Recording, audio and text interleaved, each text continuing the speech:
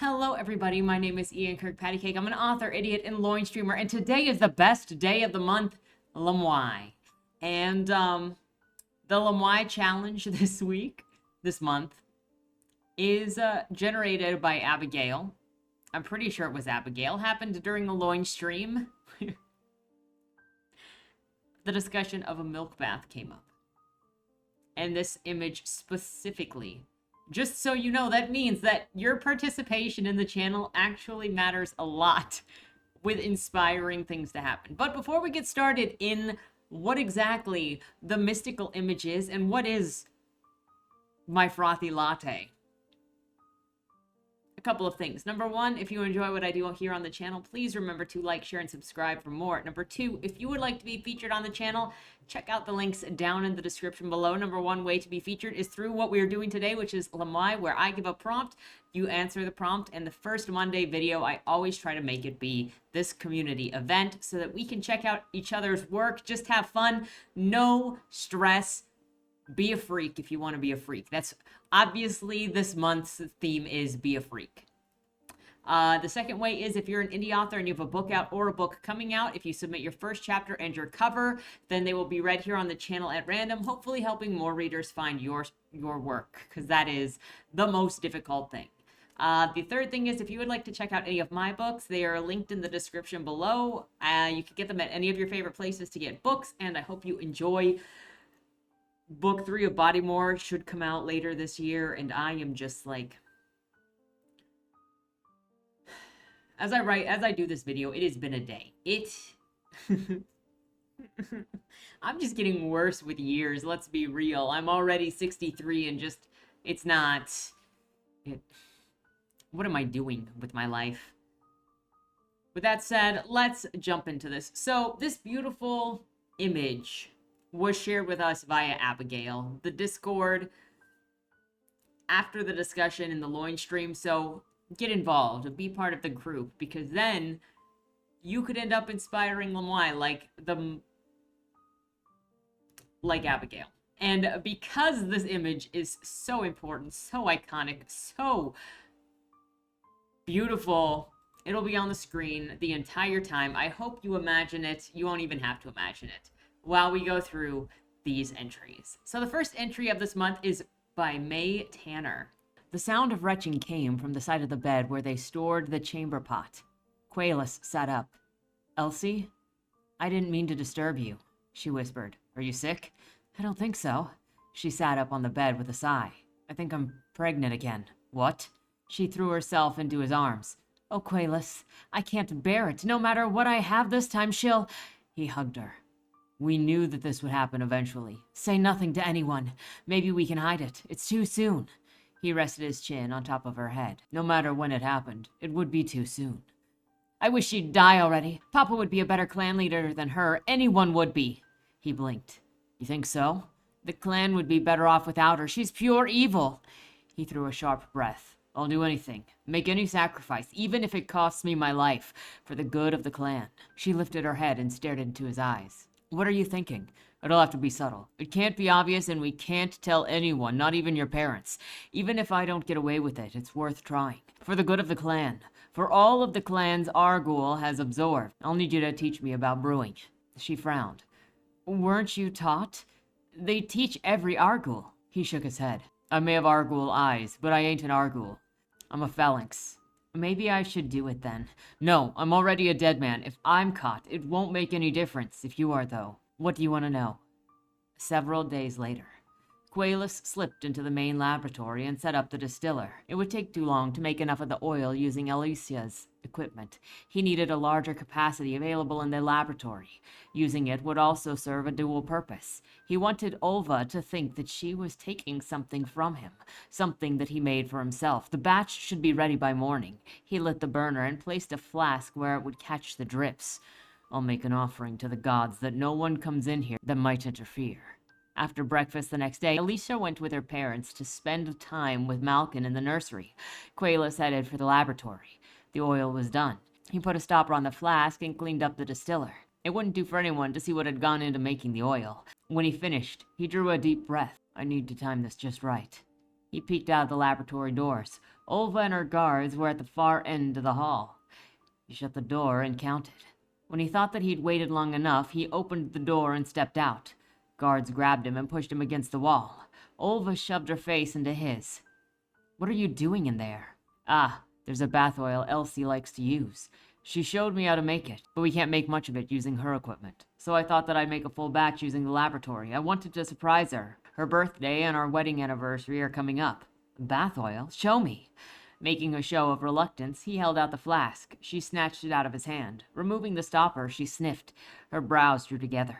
"That's a delightful scent."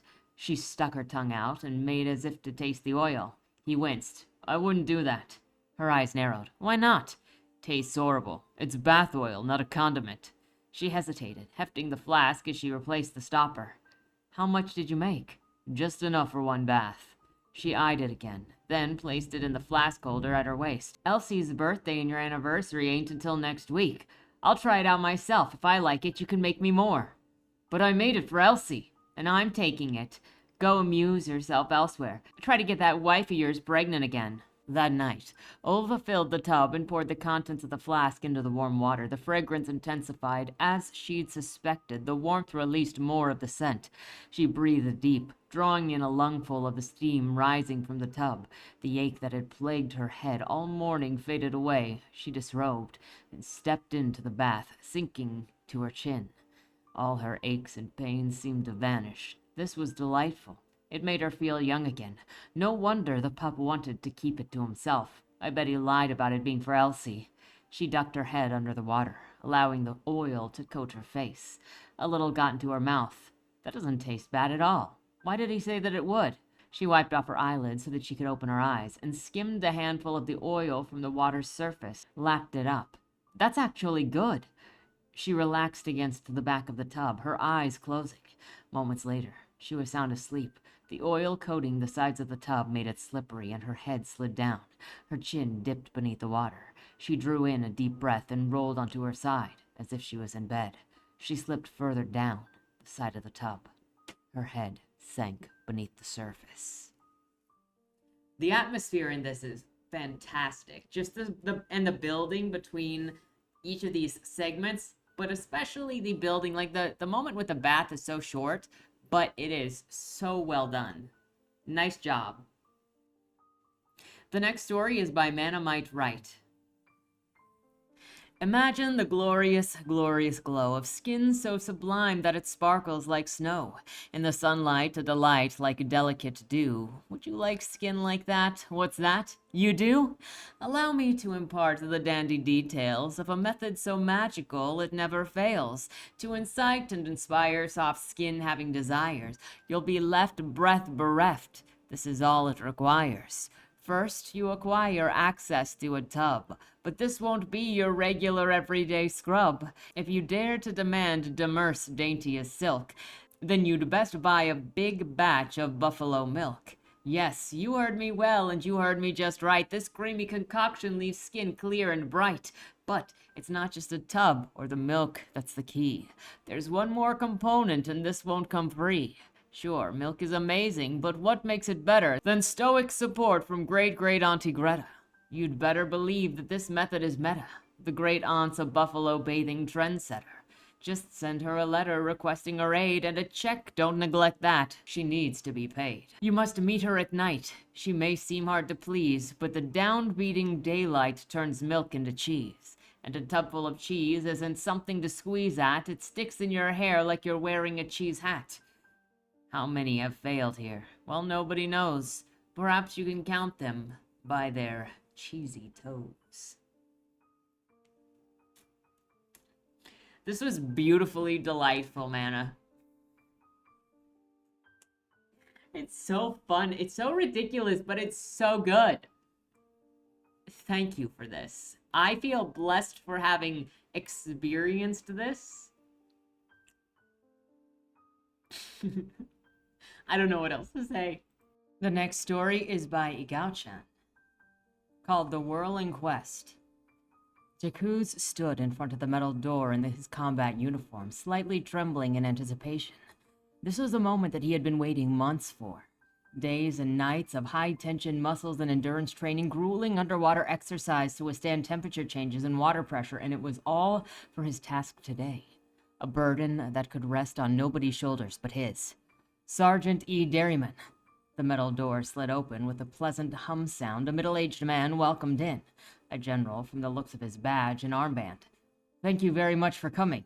"Yes, sir," Jakuz saluted, then headed through the door. It was a spacious room, like one of those engineering labs with computers, devices all around. At the center, there was a large transparent pod with thick tempered glass walls, wires at the top, and some kind of electromagnetic base.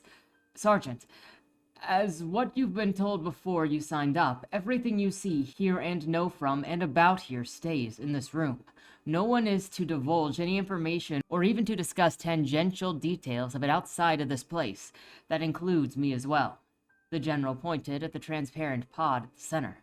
"And that is what will bring you to the destination." Two men wearing white lab coats came over, one with a clipboard in his hand. "Gentlemen, this is Sergeant Jakuz E. Derryman. He's the brave vanguard that will help us make the first contact." The general patted Jakuz on his shoulder and said to the two men in lab coats, "Please brief him on the new information that we just received and proceed with final checkup." Jakuz nodded and took off his uniform, wearing only a tight inner vest on his upper body so that he could check his bodily conditions. "Thank you for coming, Sergeant. We deeply appreciate your valor and your sacrifice." The man with a clipboard started looking through the items listed on his board, while the other started checking the blood pressure, his heart rate, and temperature using the most primitive of equipment with a nary an electric component. "Now, please answer these questions as a final measure. Have you consumed alcohol, any kind of pharmaceuticals during the last 30 days? No. Have you smoked, consumed, smoked, or cured products during the last 30 days? No. Only salt, fresh meats and vegetables, and clean water. Okay, final question. Did you evacuate your bowels and empty your bladder before coming here?" I did, because I didn't know how long it was going to take." Jakuz was confused. "Good." The man with the clipboard nodded and checked off the last item with a smile. "Now, please, take off all your clothes, remove all jewelry and accessories." "All of it?" Jakuz frowned. "All of it." Naked as the day he was born, Jakuz was led into a pod. The pod had a heavy sliding door made of the same tempered glass. The man with a clipboard stood outside the door, looking him straight into the eyes. "Here's the update brief for you. We received confirmation of your extraction from the other side. A friendly being will be there to greet you on the other side. We have no idea what the environment will be like, and we cannot teleport weapons or tools as of yet, so be prepared for anything." "Understood." "And a message from a friendly being. Close your eyes until you are told. Keep your nostrils closed. Keep your mouth shut until you are told." "How friendly is this being?" "Friendly enough to not destroy our drones, but no other information can be gathered." This man took a look at the mechanical clock on the wall. "All right, 60 seconds. You want some water? Some salt water or soda?" No thanks." "All right. Safe travels, Sergeant." The man nodded and waved his hand at the others in the room. Jakuz lay down in the center of the pod, per instruction, hands on his abdomen with his eyes closed. The glass door slid shut. The machine under Jakuz started charging, and a hum sound came from beneath, echoing through the pod. Light blue ripples of light flushed through the exterior of the glass. The visuals of everything outside gradually became more and more blurry. The blue glow grew brighter, and the humming grew stronger. Even with his eyes closed, Jakuz's vision was filled with blue.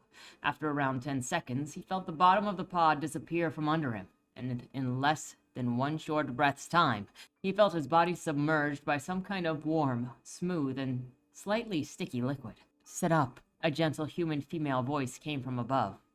"Get out, and you can open your eyes." Jakuz sat up, wiped his face clean, and looked around. It was a dirty and slightly messy bathroom. He was in a bathtub, with milky white liquid soaking his body. The being that greeted him was an old woman in a dirty white robe. "Welcome," the old woman whispered to him with an eerie smile as she stood along the side, pointing her finger at something at the foot of the bathtub. "Look over there." A hunchbacked old man with a few long gray hairs on his bald head was holding an old camera in his hand, pointing at Jakuz and the old woman. Say cheese! The old man gurgled a laugh and pressed the shutter button. I can appreciate that this is an origin specifically for the image Egao, and also it is like just weird enough, but also serious. Look at him. Look at it. This is so perfect for the dirt, except the only thing it's missing is describing how dirty that freaking toilet is. And possibly the peeling wallpaper, just how disgusting that room looks. But otherwise, absolutely perfect. The next story is by J Koostachin, called Post Chase and Milk Bath. Merrick continued his journey on the stony path. Out of nowhere, a massive boulder whizzed by his head, followed by another and another. Shit! Merrick cursed under his breath. Those damn boulder grizzlies! It was not uncommon to be on the menu of last resort for these formidable creatures in these parts. On cue, the heavens had rained boulders. Merrick's muscles tensed and his heart rate quickened. He ran, weaved, and bobbed, dodging every incoming projectile in a twisted game of dodgeball. Sweat drenched his back, neck, and forehead. His lungs ached, his throat burned with thirst. Finally, Merrick made it into the woods. Then, he heard the snapping of twigs and branches. He looked up at one of the furry people. He sneered downward at him. Merrick walked slowly on the pathway. The furry dude is race-walking. Now, the music chariots of fire playing back in his mind's ear. Merrick sprinted with a raw terror, fueling his every step as opposed to those athletes who ran with purpose and conviction. Now, his massive pursuer tore through trees as if they were wheat before the scythe. After what seemed like an eternity, Merrick barely broke free of the furry creature's relentless screaming in pursuit. He collapsed in a sobbing heap. He threw up and fainted. "You survived," the raven's voice whispered behind him. "Oh shit." Merrick pushed himself upward, turned to bolt toward the exit outside. She grabbed him by the arm, holding him in place. "Come with me," her voice a seductive purr. As she led him through the twisted corridor, her diaphanous dress flowed behind her like an enchantress's cape. Her hair was in a messy bun, and this time Merrick could see the outline of her shape in the diaphanous gown. "Wait, did you just raid the Banshee's wardrobe?" "Shush," her voice soft and commanding. The raven halted in front of the oak door. She swung it open, revealing an opulent room, candles flickering. He glanced at the tub made of marble and stone. It was bigger than the bathroom at his old studio apartment, before a meteor punched through it, rendering him semi-nomadic for a month, as if the universe decided to play target practice with him. "Undress," she commanded. "Why?" he asked. In one swift motion, she tore off his shirt and pants. "Ow!" He winced and shuddered. "I feel so vulnerable." "Get in the tub," she said. Merrick narrowed his eyes at her. "Get in," she demanded. He shrugged. No sense in refusing a free bath. He submerged himself in the pool of opulent white liquid. Its silk texture caressed his skin, enveloped by a tender embrace, as if the liquid itself had a life of its own. His mind drifted. The sultry instructions of the woman who had led him to this indulgent oasis captivated him. Merrick snapped out of his reverie and tilted his head sideways to glance at the exotic stranger. He furrowed his brows at the raven woman. What's her endgame? Merrick thought to himself. Was it to make his skin soft so that she can turn him into a pair of moccasins? No. Wait, probably a leather corset? Eyes forward, the raven purred as she placed her hands on his head, gently turning it back front, urging him to relax and submit to the decadent experience. He closed his eyes, letting his mind drift as she cupped the creamy liquid in her hands, pouring over his shoulders. Her voice was like a sensuous touch, tantalizing his sense, every fiber of his being. He let out an audible gasp, his body shivered in delight. As he soaked in the milk, his soul drifted into a dreamlike state, his body and mind bathed in a soothing, almost hypnotic tranquility. She climbed into the large tub. Milky liquid shifted. Merrick's eyes snapped open wide, her breasts pressed against his bare skin. "Keep your mind out of the gutter," she warned. The raven straddled him. She cawed in surprise. Her right hand struck his left cheek and smacked him in the hip, sloshing the liquid inside the tub. "Ow! What the hell was that for?" His left cheek stung. "The bank is not accepting any deposit," she warned him again. "Just think of me as one of the Just think of me as one of the boys, the Raven suggested as her breathing changed. Just one of the boys. He poured the creamy liquid all over her. Just one of the boys. That's it, as she sighed. Oh boy, he muttered. She placed her fingers under his chin. My eyes are up here. Hello, Merrick smiled. He gasped again, finding his zen once more.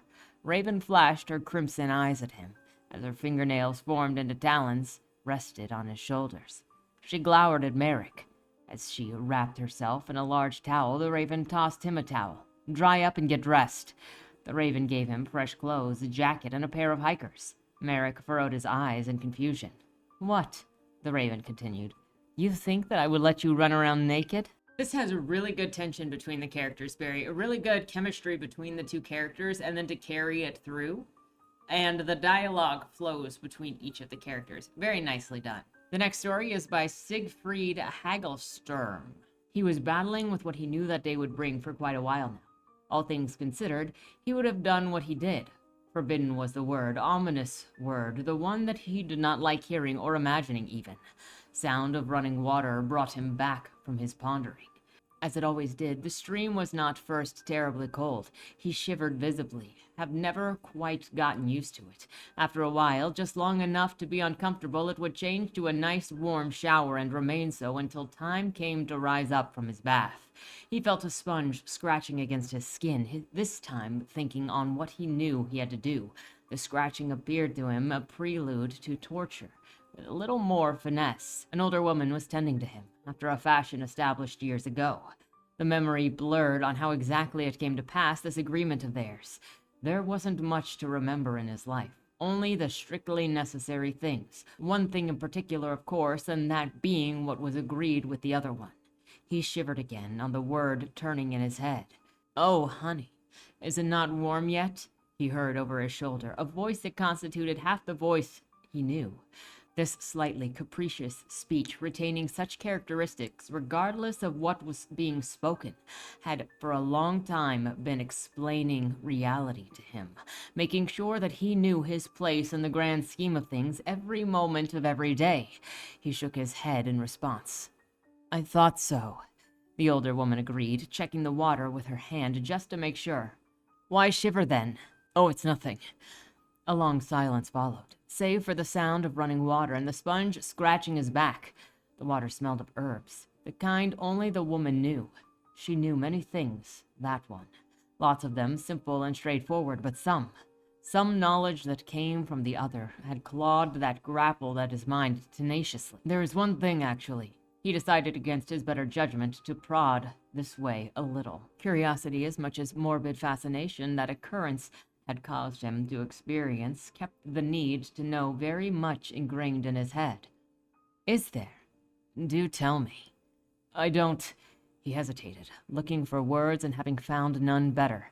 He heard his tongue forming sentences of its own, barely in accord with his wishes. There was this woman at the window today, and she left a bouquet of flowers there, and I saw because I smelled something bad, and it was a cigarette that you left not put out, and it almost took fire, and... Will you stop? The woman screamed frantically at him. Did she see you? What did you do? I did nothing, and she didn't, I swear, he responded, equally frantic. The woman threw the sponge away and grasped him by the arms, feral power surging. He never saw her even mildly put off. He realized that he was weeping, crying out loud that he regretted it. This terrifying experience lasted only a moment, yet it felt like ages and came and went. It felt that way because he lied. He remembered the visitor jerking away when his form appeared in the window. The look on her face, the sheer dread it conveyed. There was something to how it twisted her matured visage. It was in her eyes that he found the past. She knew him. She did recognize as he did. Long time since then, and yet forgetting doesn't affect all things in the same way. There are those that don't go away. Those that do not rust. The older woman gave up, sat slouching in the chair, exhausted. As she hadn't said anything yet, he remained in his thoughts, and he saw her there. A windowed woman. The one that he knew from the old life before. How different she looked now, how better. How full was now her corpus. He'd never seen any other people since his aunt took care of him when he was 8. Whenever that had happened, he felt blood surging in that one place, scared, suddenly, hoping that the ant didn't see. He covered himself somewhat. "Here's what I tell you," she began with her eyes closed, hand resting against her forehead in a pensive stance. "What you saw today was imaginary. There is no world outside these walls, honey. You made it up. You're sick. Fancy. That one is to blame. Forget it." Her eyes were steel as she continued, gazing him directly and intently. The hair stood at his back. Could she know? "On the other hand, I think you're ready. This is the Lord's doing. This is the sign that we were waiting for. It will happen tonight. Yes, I think this true. Years ago, when he was still one young childish creature, these words would have produced a reaction of glee and content.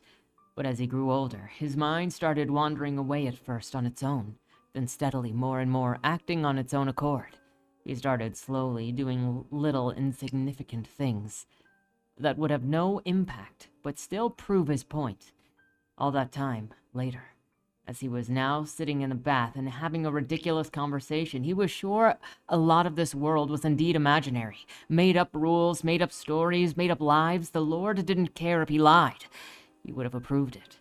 His aunt stood up from her chair. She looked all the same way he remembered her looking that day when she appeared with the officers to convey him dreadful news of his parents perishing in some accident.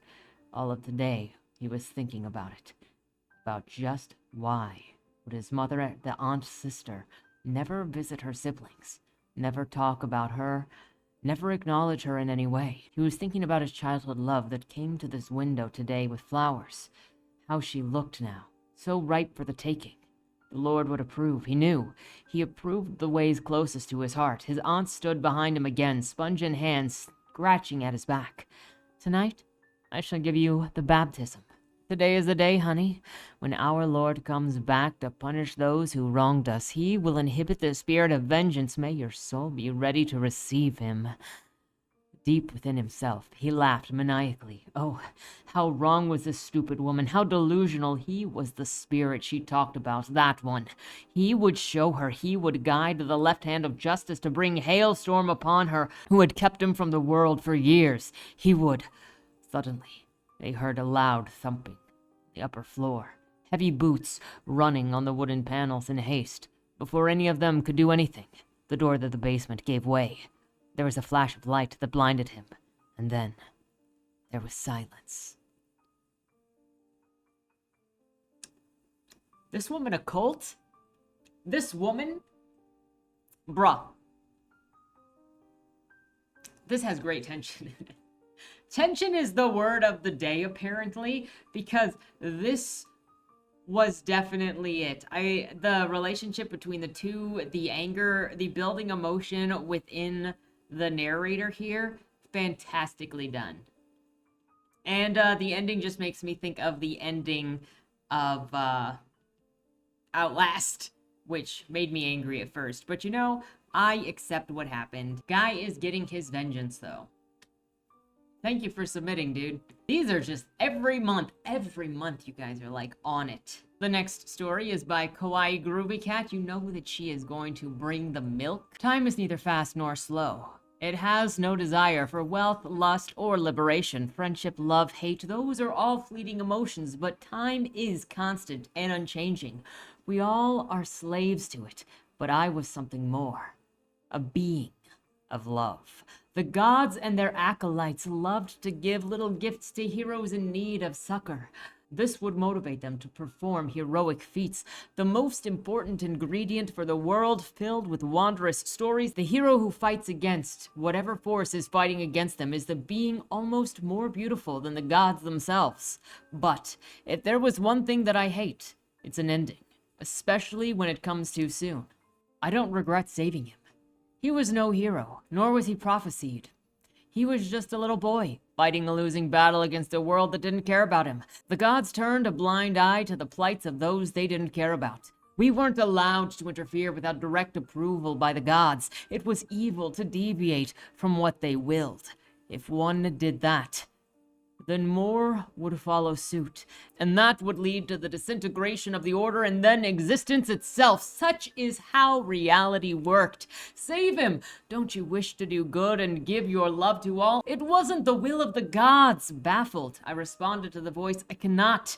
It's a sin to be a deviant. Look at him! His family gave their neighbors shelter, and look at how they were rewarded. The monsters ransacked their home and killed them when they tried to defend it. Now, that boy is the only one left, as this village continues to tear itself apart.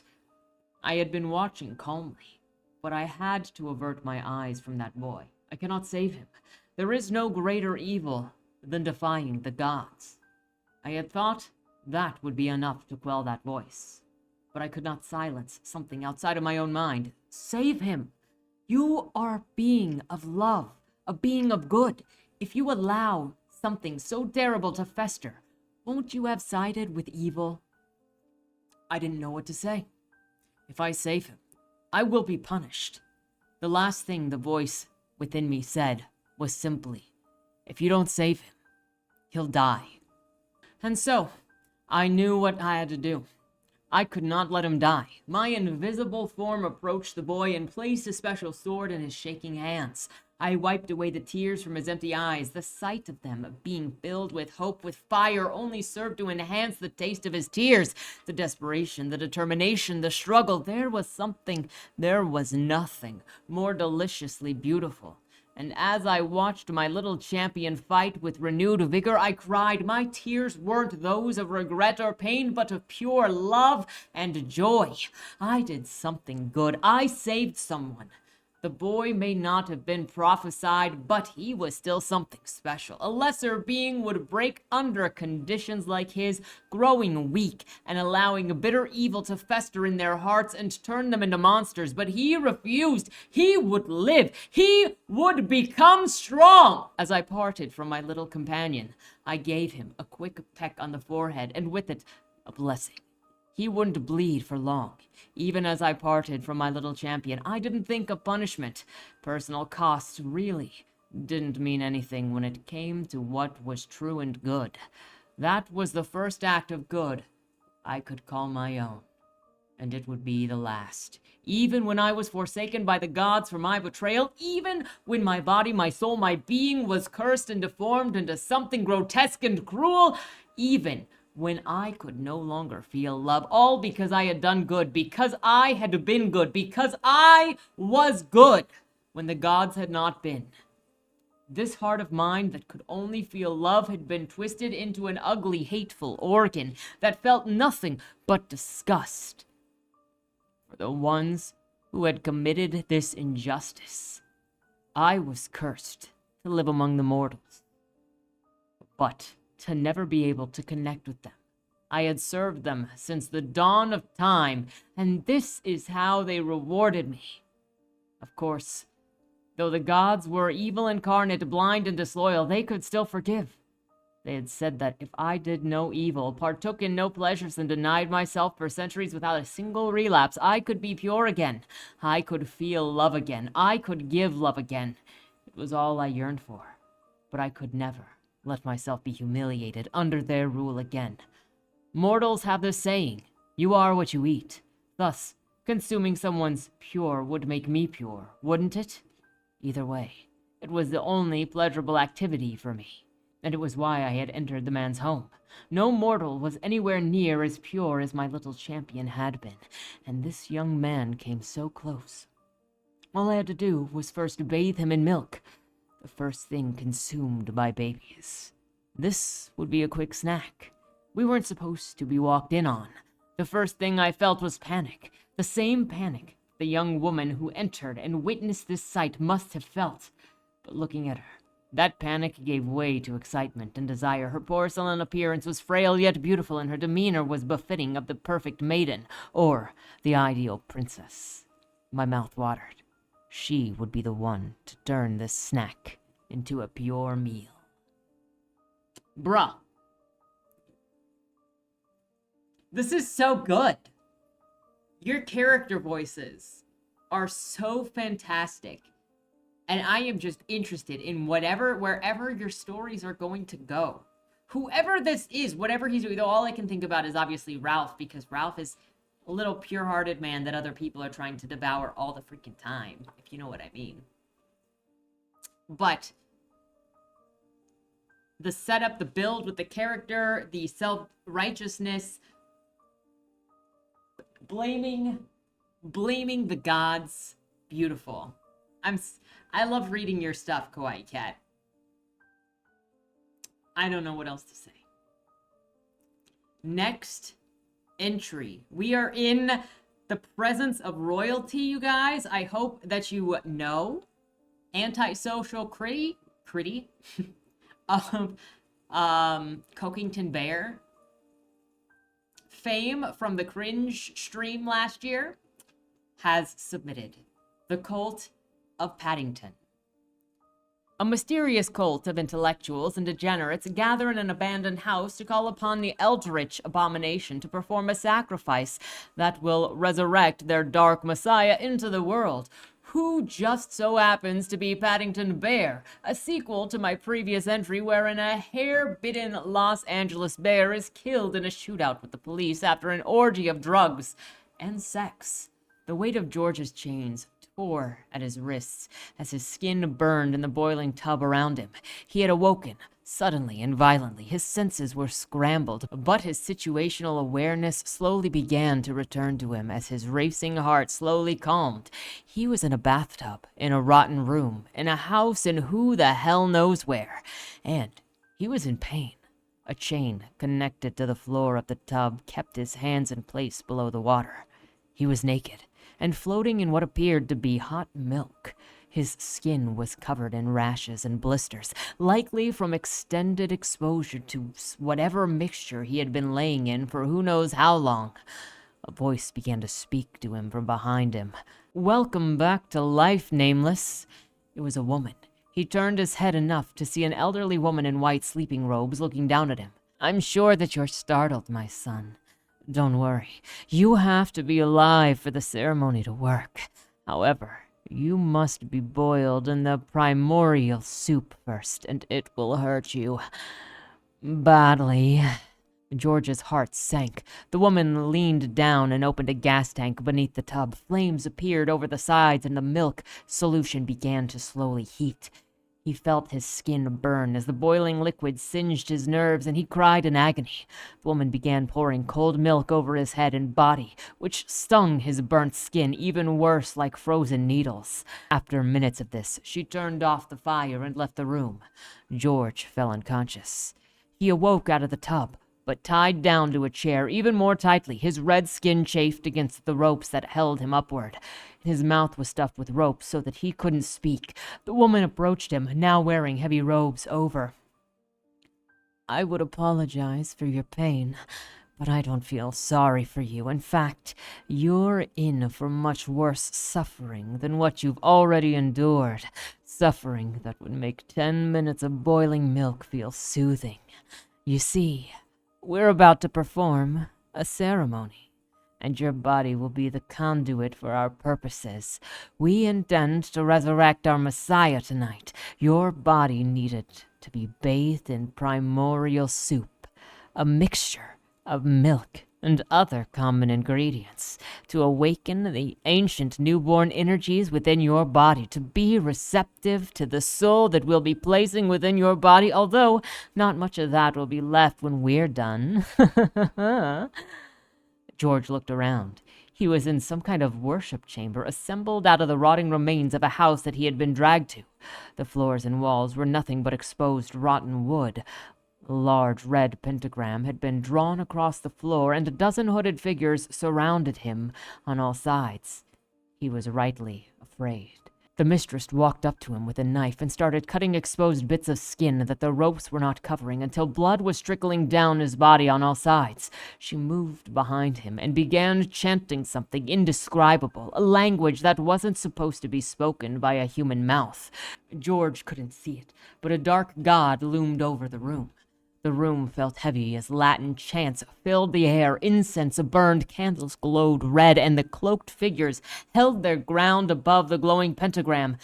The group chanted, and the pain began to creep through his body, starting in his toes and fingers and crawling through his body, through his head. The house itself seemed to groan and shudder.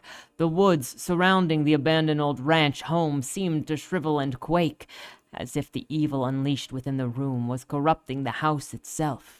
The discomfort was slow but progressive, became more painful.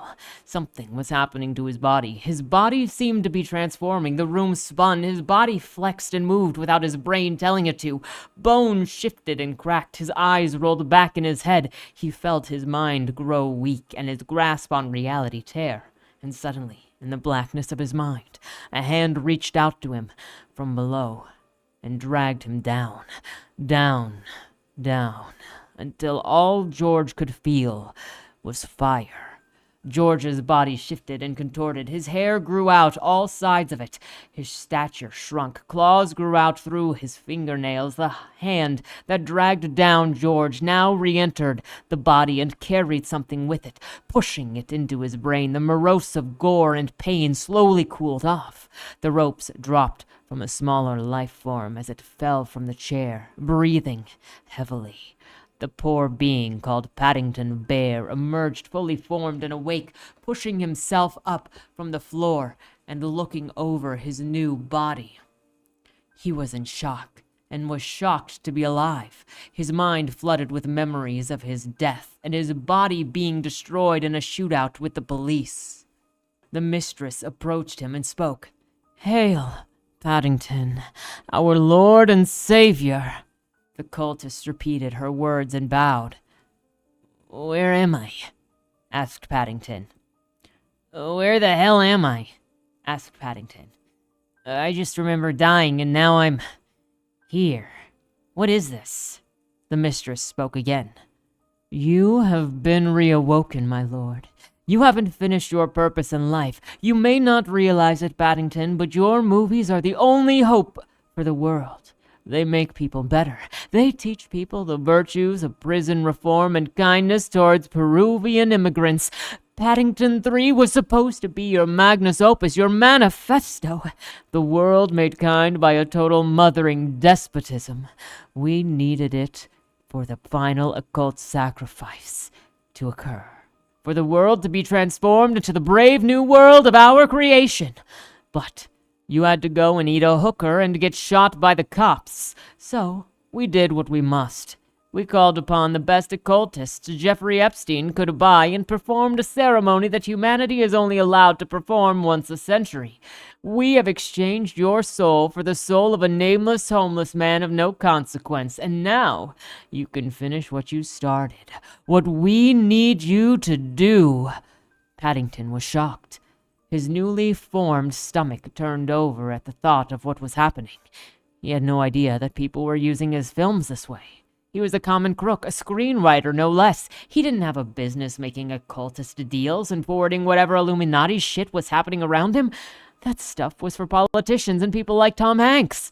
He had been pulled back from death just to be informed that his life was going to contribute to the end of the world. "No, I can't be a part of this. Just send me back. I don't even remember where I went, but it was happier than this. Hell, the void, whatever. I'd rather be there than help." He stopped. He felt a cold needle pierce his arm and looked up. The mistress had injected him with something.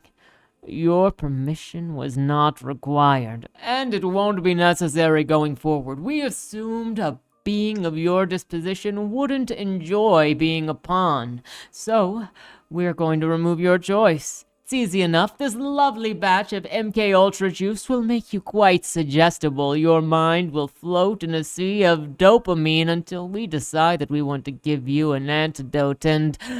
Paddington stopped listening. His ears filled with white noise and his mind fell into itself. It was like falling into a cloud of infinite cotton and echoes. The cult tied him up and placed him on a stretcher, carrying him out of the room. "Don't worry, Paddington. You'll be more in a drug-induced stupor than you were in life. A symbol," the mistress said.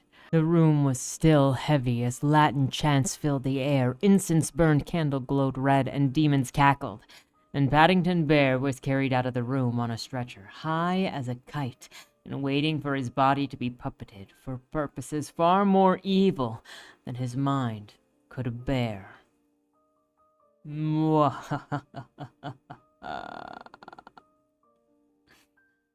Well, Paddington Bear, it looks like you have a situation on your hands.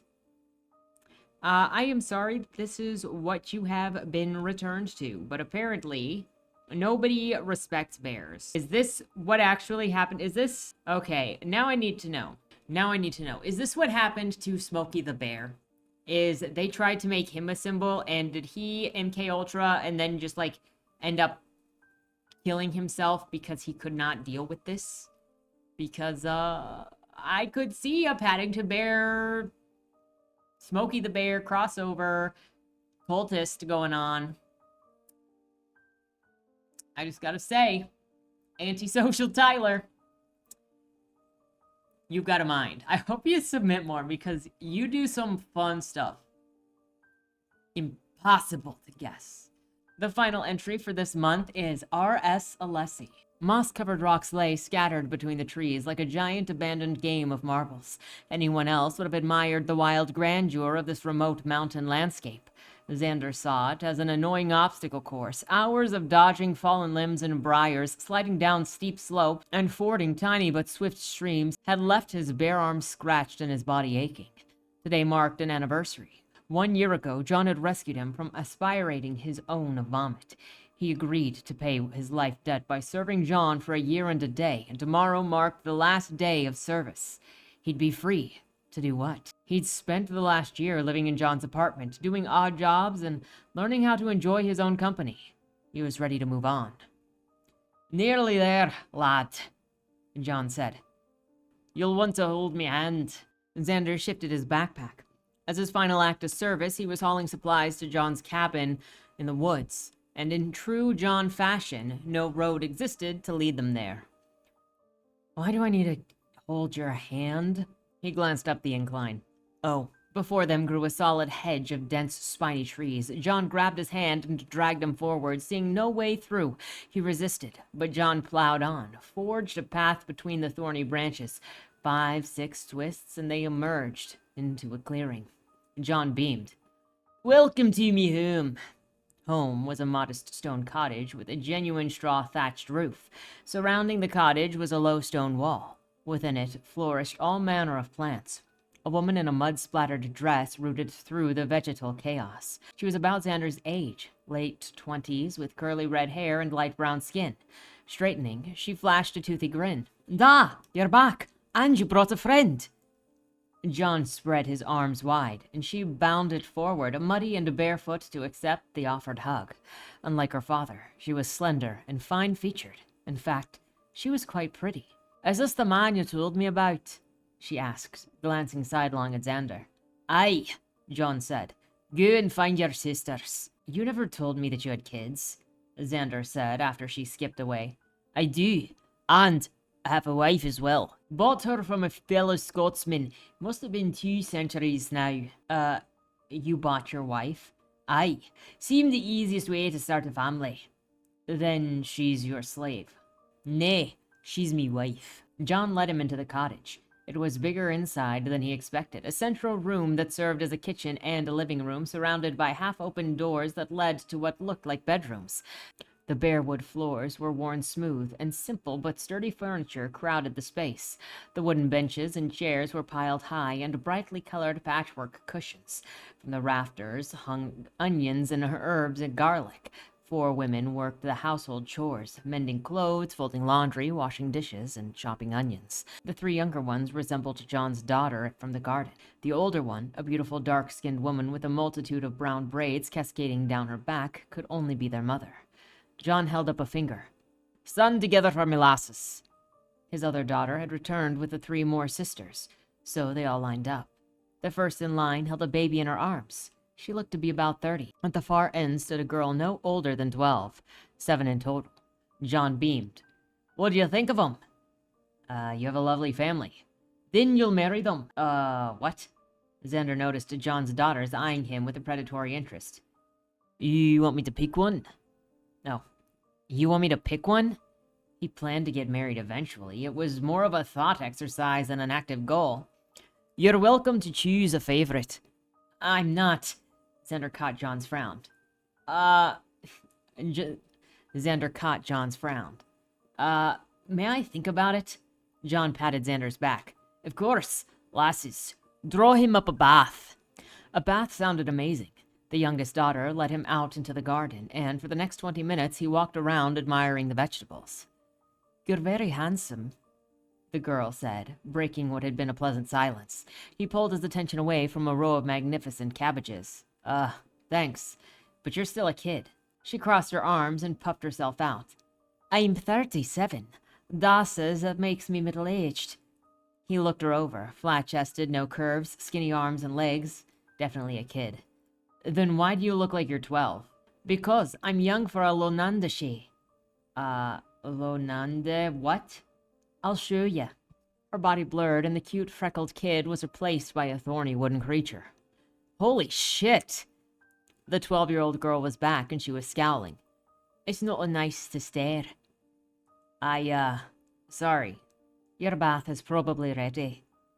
He followed her into the cottage, and she nudged him into a small bathroom. A porcelain tub sat in the middle of the room, freestanding with no curtain. Beside the tub stood John's third eldest daughter, pale and tall with dark hair and eyes. Moving closer to the tub, he noticed that it was filled with an opaque white liquid. Is that milk? He asked. Yes, the girl answered. He dipped his finger into the tub. It's warm. The girl smiled. Of course it's warm. It just came out of a cow. Oh, what if I don't want to bathe in it? Then you're a fool. He hesitated. John's invitation beckoned, but tying his fortunes to this brood of wild woodland fairies in the remote North Carolina backcountry was madness. He should know. He'd made plenty of dumbass decisions in the past, and this was next-level dumbass shit. Stupid or not, he needed to ask himself, could he be happy returning to his ordinary life in town, knowing this option existed? He stripped out of his clothes and stepped into the tub. Are you sure this is the end of their story? Because, I mean, it just feels... I mean, I guess it could very easily be the end of the story, and I could see it being the end of the story, and then him just living the life that he has to live with John and the daughters and what they expect of him. I could see it. Or I could see more finding a way to exist outside of this situation. But I like, you get a really strong vibe of like them as a family unit, and maybe that's because I feel familiar with John after these months of other stories with John. But I got a very strong vibe of these characters and this family and how they are, and the magicalness, the casual magicalness of the woodland creatures. I love this. If this is the end for them, this is a beautiful way to end it, and I love that you are able to work in the milk. So that is all of the stories for this month. Check out the newest LMIAY challenge down in the description below. It is in the link. Tell me which of the stories this month were your favorite. Give an applause for everybody that submitted. And if you haven't submitted yet, or you might be a little afraid, don't worry. It's not that scary, I promise. We like to experiment here. With that said, thank you so much. Have a great week. Starting out the month strong with this froth of love, my frothy love. So have a great week. Don't die. Was that Wayland Cross in the trunk? Do you know, or is that something that's still being figured out? The person in the trunk was not Wayland Cross. Is he in trouble? We don't know who did it, but as the owner of the car, the longer he's missing, the worse it looks for him. Cross isn't a killer. For the last couple of years, the average number of murders in Baltimore has been over 300, and it's been going up. Mind you, that's only whatever the badges count as official murder, and believe me, there are people that don't count when they die. Wayland? If you're down here, tell me. I'm not talking to the badges, I've been looking for you. They found a body in your trunk. Wei. Why? Did you do that? To the left, plain black letters read along the wall. You walked in the corridor. Once that ends, you chose the dark is on the right. My vision goes blurry, flickers black and black and black for longer intervals until I can't see anything at all. I'm not screaming anymore, but my voice echoes back to me. Where the hell am I? You're dead, Josephine. Even smart people do stupid shit sometimes, right?